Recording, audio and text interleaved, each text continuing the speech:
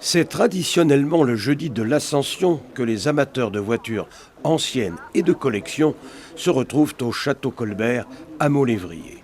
Cette année était la 42e édition. Et c'est chaque fois un enchantement pour les propriétaires de ces automobiles de prestige et aussi pour le public. Après la randonnée du matin entre amis, c'est l'entrée au château au son des musiciens jazzy, les Papa Stompers. Et les vedettes arrivent, anglaises, allemandes, françaises et de tous les âges, et pour tous les âges, un ravissement pour les habitués qui ne ratent jamais ce rendez-vous.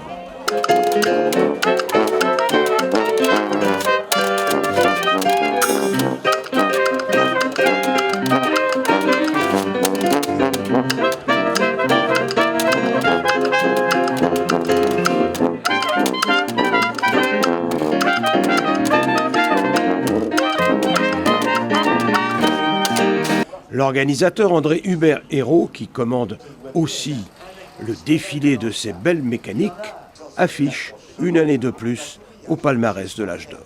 On peut dire que cette année, il y a une vedette, je parle de l'automobile bien entendu, qui est un constructeur de Cholet. Oui, c'était la Fouillaron, construite par Gustave Fouillaron, qui était un industriel du textile, mais passionné d'automobile, qui était l'inventeur du variateur de vitesse qui ont équipé longtemps les DAF jusque dans les années 70-80, mais qui a construit à partir de 1903 ou 4 des voitures à Levallois.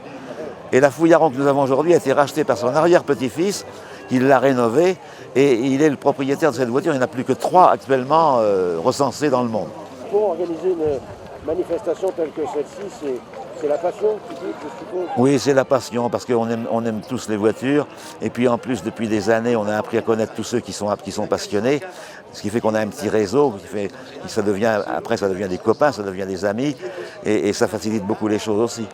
Et maintenant, suivons le guide. Côté outre-Atlantique, les Américaines. Plus de 6 mètres de long, facile à garer comme tout.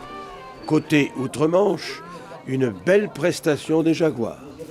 Type E, Mark II, V6 et V8 berline, et la sympathique et légendaire Triumph, comme celle de Mark. Celle-ci est de 1960. Elle est de 1960, je l'ai achetée moi il y a 11 ans, et j'en suis très très satisfait. Alors on dit que c'est un moteur de tracteur là-dessus. Tout à fait, c'est un moteur de tracteur, un Mac, mais qui donne toute satisfaction. Moteur bloc fonte, culasse fonte, sans souci.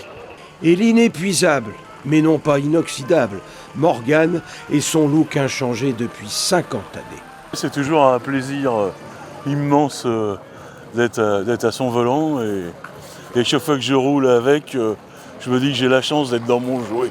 Et alors là, c'est un 4 cylindres de 2 litres qui fait 150 chevaux et c'est déjà pas mal à pleine vitesse pour la tenir sur la route quand même.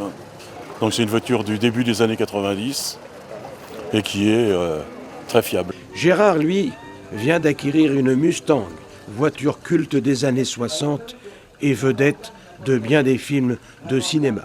C'est pas celle de Bullitt, celle-là. C'est la 289, classique. Oui, la bicylindre. Voilà. 200 chevaux.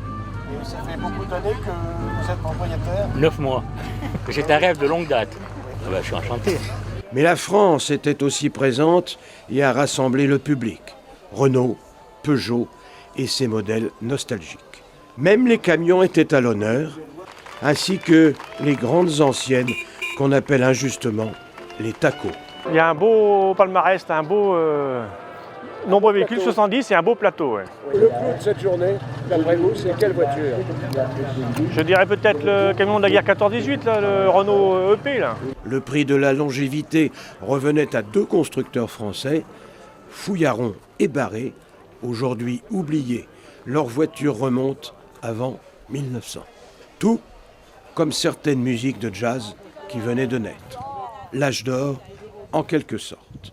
Rendez-vous en 2019, l'année prochaine, au Château Colbert, avec ces fous roulants sur leur drôle de machine.